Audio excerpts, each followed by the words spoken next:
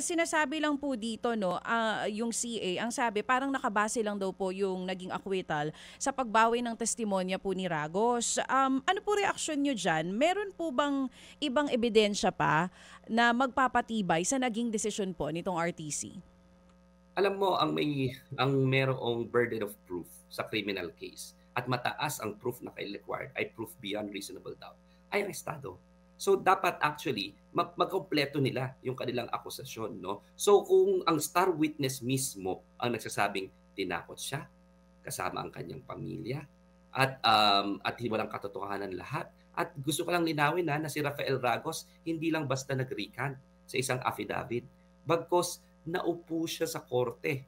Binigyan ang gobyerno ng tsansa na i-cross-examine ang kanyang testimonya kung totoo ba na siya ay tinakot, kung totoo ba na siya ay pinilit na magsabi ng mga gawa-gawang mga kwento, at naging consistent siya. Halos kung maalala ko nga, halos 2 oras yung kanyang pag-cross-examine sa kanya ng mga napakaraming prosecutors ng gobyerno, no? So binigyan ng estado ng pagkakataon na scrutinize yung kanyang recantation, pero he held up in court. Umiyak pa Mm. nga siya sa korte at sinabi niyang nag-sorry pa siya kay Mm. Laila de Lima noong mga oras na yun, no? So wala namang pinapakitang rason kung bakit naman magre-recant si Ragos, bagkus malinaw kung bakit siya nagsinungaling nung una, Mm. dahilan sa tinatakot siya at tinakot ang kanyang pamilya. Kaya sa akin lahat ito nasa case records, eh. Kaya para sa amin hindi na kailangan pa na ibalik Mm. yung kaso sa Regional Trial Court, kasi makikita naman lahat ito sa case records at pwede namang ginawa ng Court of Appeals